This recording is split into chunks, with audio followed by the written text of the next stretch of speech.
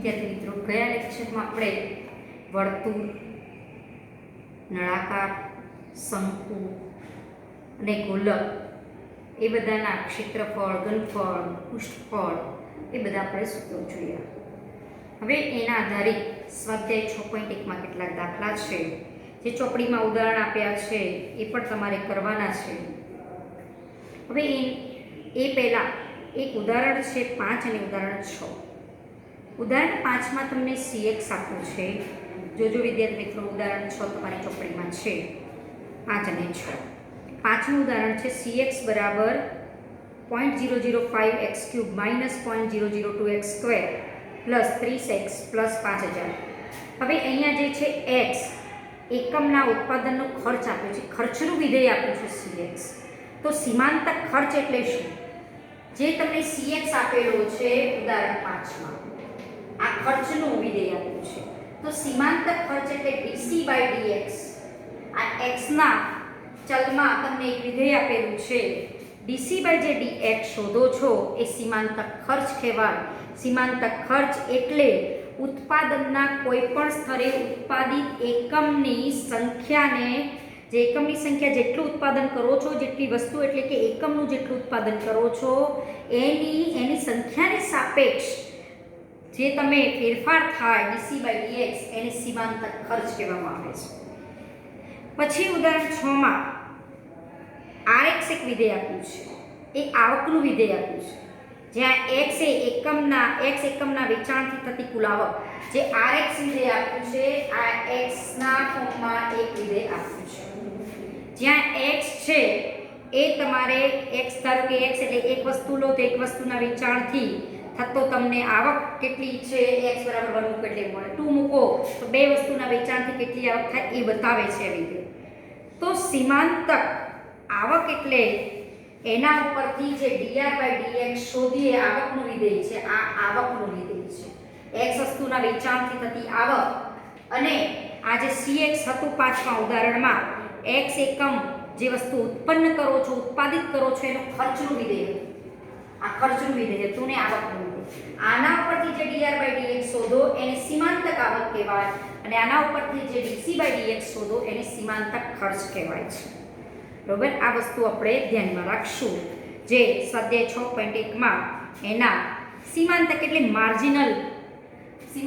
Marginal આવક કહો તો આવો રેવન્યુ, તમને જે આવક મળે એ માર્જિનલ રેવન્યુ કહેવાય, અને ખર્ચ માટે કહો તો એ માર્જિનલ એક્સપેન્સ કહેવાય અથવા માર્જિનલ કોસ્ટ કહેવાય. હવે 6.1 માં જે આપણે સૂત્રો જોયા એનો ઉપયોગ છે. પહેલો દાખલો છે 6.1માં, રકમ તમારી પાસે છે વાંચજો. જો r બરાબર 3 સેન્ટીમીટર અને r બરાબર 4 સેન્ટીમીટર હોય તો વર્તુળના ક્ષેત્રફળમાં ત્રિજ્યા r ને સાપેક્ષ થતો ફેરફારો દર્શાવો. પહેલા તો તમારે નક્કી કરવાનું રકમ ઉપરથી આ વસ્તુ કોના માટે છે, પહેલા તો વર્તુળ માટે છે. વર્તુળ નક્કી કરી દીધું. પછી શું પૂછ્યું છે? વર્તુળના ક્ષેત્રફળનો ત્રિજ્યાને સાપેક્ષ થતો ફેરફારનો દર. તો વર્તુળનું ક્ષેત્રફળને હું a કહું, એનો ત્રિજ્યાને સાપેક્ષ ફેરફારનો દર એટલે d/dr. a બરાબર વર્તુળના ક્ષેત્રફળનું સૂત્ર πr². તો આનું r ના સાપેક્ષ વિકલન કરો તો r² વિકલન 2r એટલે 2πr થાય. હવે તમને ત્રિજ્યાઓ અલગ અલગ આપી છે.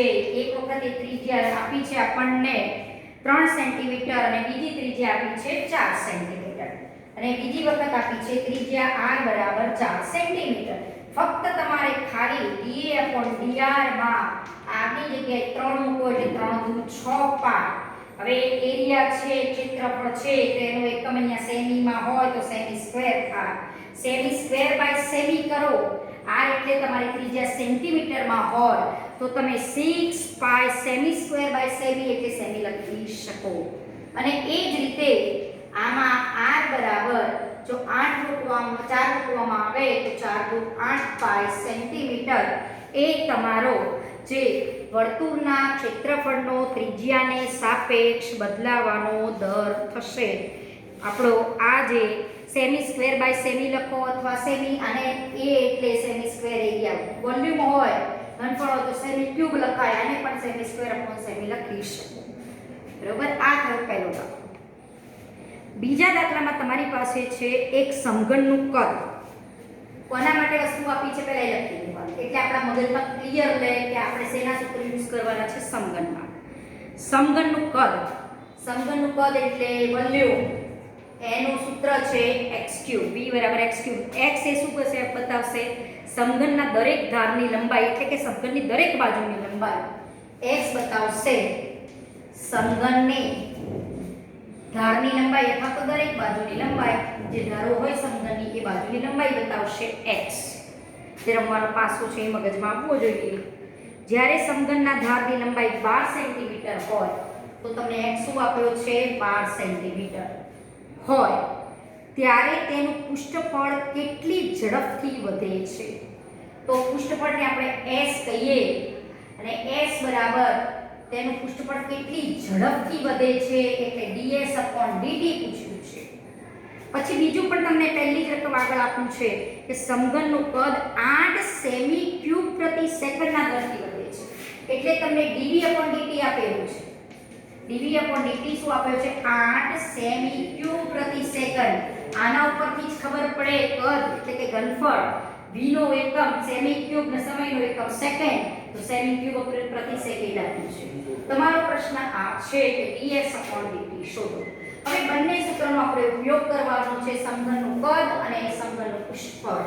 સમઘનના કદનું સૂત્ર આ છે, સમઘનના પૃષ્ઠફળનું સૂત્ર 6x² છે, જો x એ સમઘનની ધારની લંબાઈ હોય તો. હવે આના ઉપરથી તમે dv/dt તમને આપેલું છે, તો dv/dt t ના સાપેક્ષ વિકલન કરો તો x³ નું વિકલન 3x² x ના સાપેક્ષ હોય તો, અને x નું વિકલન dx/dt આવી રીતે લખાશે. પછી s બરાબર 6x² છે તો તમારે તો ds/dt શોધવો છે. તો આ 6x² નું t ના સાપેક્ષ વિકલન કરું તો x² 2x, 2 * x * 6 એટલે 12x, અને x નું વિકલન t ના સાપેક્ષ dx/dt આ આપણું થશે. બરોબર, હવે મારે શોધવું છે dv/dt આપેલું છે એ અહીંયા મૂકીશ ને ds/dt શોધવું છે. dv/dt આપ્યા છે આપણને 8, મૂકી દો 3x² dx/dt માં x પણ આપેલા છે, x આપેલા છે આપણને 12, એટલે આના ઉપરથી મને dx/dt મળશે. એ dx/dt અહીંયા મૂકી દો ને x તો આપેલા છે એટલે ds/dt મળી જાય. 8 આ ભાગાકારમાં પદ જશે 3 * 12 * 12 એટલે જુઓ 4 * 12 4 × 2 = 8 બરોબર, 6 * 2 = 12 એટલે 3 * 9 9 6 એટલે 54 સેમી પ્રતિ સેકન્ડ થશે. આ સેમી પ્રતિ સેકન્ડ આ આટલું dx/dt થશે. આ dx/dt અહીંયા મૂકશું. x આપણને આપેલા છે 12 અને dx/dt આપણે શોધ્યા 1/54 બરોબર, 1/54. હવે અહીંયા આપણને હવે પાડી 4 * 12 9 * 6 = 54 9 9 ઉડ્યા, અહીંયા આવશે 3 અને અહીંયા આવશે આપણા 2 એટલે 8/3. અને આ છે તમારું પૃષ્ઠફળ એ સેમી સ્ક્વેર પ્રતિ સેકન્ડ. સેમી સ્ક્વેર પ્રતિ સેકન્ડ પૃષ્ઠફળ એટલે બધી જ સપાટીના ક્ષેત્રફળનો સરવાળો કરો. બધી જ ઘનમાં સમઘન હોય તેમાં 6 સપાટી હોય, એક સપાટીનું ક્ષેત્રફળ x² ચોરસ હોય x * x, અને એવી 6 સપાટીઓનું ક્ષેત્રફળ તમારું થાય 6x² એ તમારું પૃષ્ઠફળ કહેવાય. એટલે જવાબ આવશે 8/3 સેમી સ્ક્વેર પ્રતિ સેકન્ડ. હવે આપણે જોઈએ દાખલા નંબર 3. હવે આ બધા જ દાખલા તમે જોશો ને તો તમારે એટલું નક્કી કરવાનું શેના માટે આપ્યું છે, શું આપ્યું છે અને શું શોધવાનું એ પહેલે તમારે નક્કી કરીને રાખવાનું. ત્રીજો દાખલો છે, એક વર્તુળની ત્રિજ્યા એક ધારી 3 સેન્ટીમીટર પ્રતિ સેકન્ડના દરથી વધે છે. પહેલા કોના માટે વસ્તુ આપી છે? વર્તુળ માટે. વર્તુળ માટે આપી છે. ત્રિજ્યા dr, ત્રિજ્યાનો વધારાનો દર આપ્યો છે dr/dt આપ્યો છે 3 સેમી પ્રતિ સેકન્ડ. 3 સેમી પ્રતિ સેકન્ડ આ વસ્તુ આપણને આપી છે. જ્યારે વર્તુળની ત્રિજ્યા r બરાબર 10 સેમી હોય એટલે r બરાબર 10 સેન્ટીમીટર હોય ત્યારે પ્રશ્ન છે કે ક્ષેત્રફળમાં વધારાનો દર શોધો. એટલે વર્તુળનું ક્ષેત્રફળ જો હું a કહું તો વધારાનો દર ત્રિજ્યાની સાપેક્ષે એવું કંઈ નથી કે વધારાનો દર કે તો dA/dt શોધવાનો થાય. વર્તુળનું ક્ષેત્રફળનું સૂત્ર આપણી પાસે છે પાઈ r સ્ક્વેર.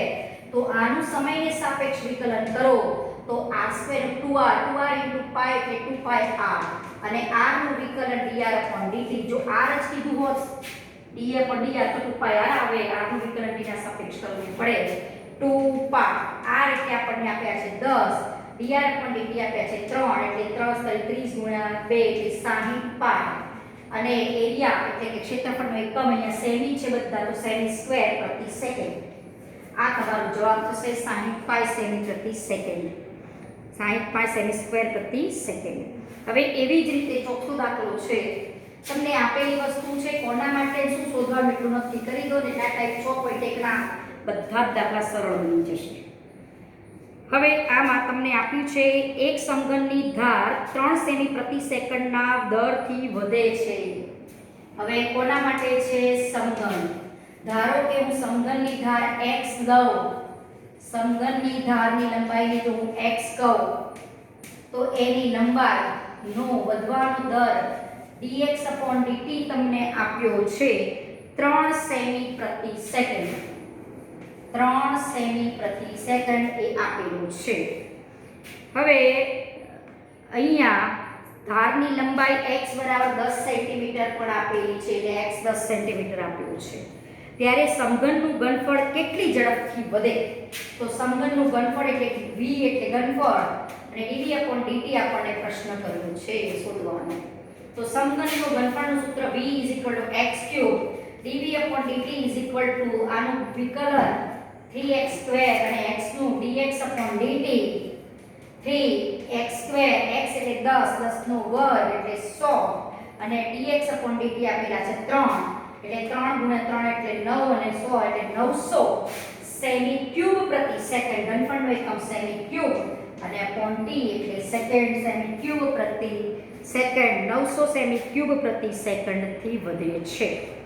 પછી છે પાંચમો દાખલો કે એક શાંત સરોવરમાં એક પથ્થર નાખ્યો છે. પથ્થર નાખવાથી ભમરડો રચાય છે. એટલે ભમરડ એટલે કે વર્તુળ રચાય છે.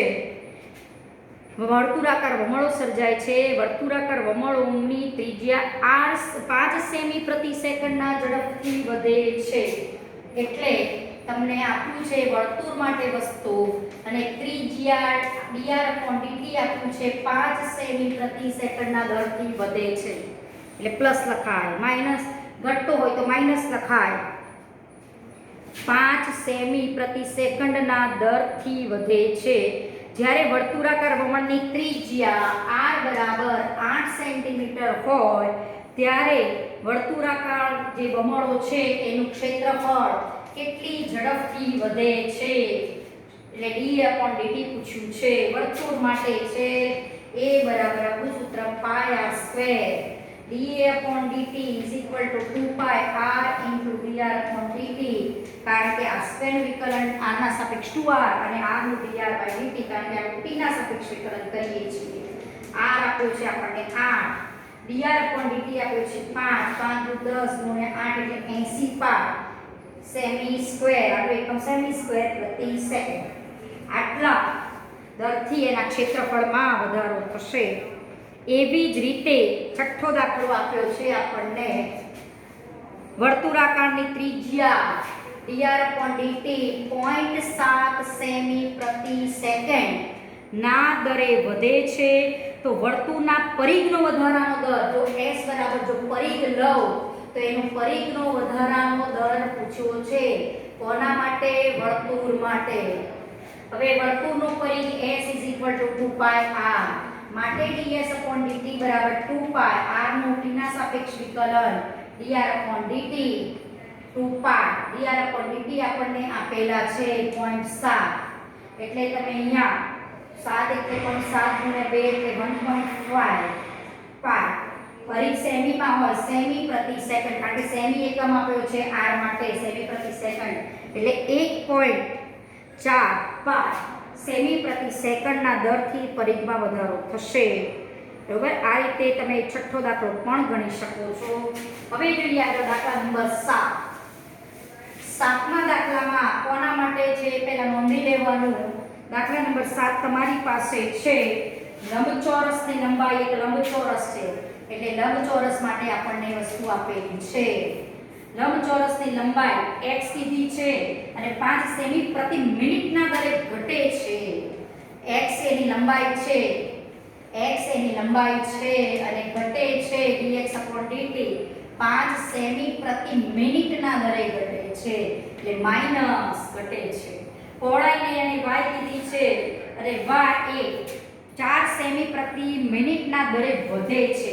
y એટલે પહોળાઈ છે અને એ વધે છે એટલે કે dy/dt આપણને આપ્યો છે અહીંયા 4 સેમી પ્રતિ મિનિટ, 4 સેમી પ્રતિ મિનિટ આપેલું છે. બરોબર, આપણને આટલી વસ્તુ આપેલી છે. હવે આગળ એક પ્રશ્ન કર્યો કે જ્યારે x બરાબર 8 હોય અને y બરાબર 6 હોય, 6 સેન્ટીમીટર હોય ત્યારે લંબચોરસની પરિમિતિ અને લંબચોરસના ક્ષેત્રફળમાં થતો ફેરફારનો દર કેટલો? એટલે આપણને બે પ્રશ્નો કર્યા છે. એટલે x બરાબર આપણી પાસે છે 8 સેન્ટીમીટર અને y બરાબર 6 સેન્ટીમીટર હોય ત્યારે એને બે પ્રશ્નો કર્યા છે. પહેલા પ્રશ્નમાં પૂછ્યું છે લંબચોરસની પરિમિતિ એનો ફેરફારનો દર. ધારો કે પરિમિતિને હું કહું, આપણે પરિમિતિ એટલે ખબર છે લંબચોરસની પરિમિતિ એટલે ધારો કે લંબચોરસ લંબાઈ અને પહોળાઈ, તો પરિમિતિ બરાબર સૂત્ર આવે 2x + y. બે લંબાઈ હોય બે પહોળાઈ આવે પરિમિતિ કહેવાય 2x + y. પરિમિતિને ધારો કે હું s કહું તો s r થયું. પૂછ્યો છે અને પરિમિતિના ફેરફારનો દર એટલે ds/dt પૂછ્યું છે તો સરવાળાના નિયમ મુજબ વિકલનમાં dx/dt અને dy/dt. બરોબર, ds/dt મારે શોધવો છે 2, dx/dt -5 આપ્યો છે અને આ 4 આપ્યો છે. -1 * 2 એટલે -2 સેમી પ્રતિ સેકન્ડ તમારો પરિમિતિનો દર આવ્યો. એટલે અહીંયા પરિમિતિ લખવી હોય તો એમ લખી શકાય કે લંબચોરસની પરિમિતિ 2 સેમી પ્રતિ સેકન્ડના દરથી ઘટે છે. ઘટે છે લખવું હોય તો -2 લખાય નહીં, -2 લખ્યું હોય ઘટે છે એમાં જ એનો મતલબ -2 થઈ ગયો. પછી બીજો પ્રશ્ન આમાં કર્યો છે કે લંબચોરસનું જે ક્ષેત્રફળ છે એમાં ફેરફારનો દર શોધો. એટલે આમાં જ આપણને બીજો પ્રશ્ન પૂછ્યો છે ક્ષેત્રફળના ફેરફારનો દર. આ વસ્તુ એ જ રહેશે. બીજો છે લંબચોરસનું ક્ષેત્રફળ a બરાબર લંબાઈ ગુણ્યા આ લંબાઈ અને પહોળાઈ, લંબાઈ ગુણ્યા પહોળાઈ, એનો દર પૂછ્યો છે dy/dt. ગુણાકારનો નિયમનો વિકલનનો ઉપયોગ કરો x n ના m dy/dt, x નું વિકલન અને y n ના m. x આપણને આપેલા છે 8 મૂકો dy/dt 4, dx/dt આપ્યો છે -5 અને y આપ્યા છે 6. 8 6 32 30 એટલે 2 સેમી સ્ક્વેર પ્રતિ સેકન્ડ આવે dy/dt છે. એટલે એનો મતલબ થયો કે ક્ષેત્રફળ 2 સેમી સ્ક્વેર પ્રતિ સેકન્ડના દરથી વધે છે એવું લખી શકો. બરોબર, આ રીતે આપણે આ દાખલા કરી શકીએ છીએ. આગળના દાખલા હવે પછી જોઈએ.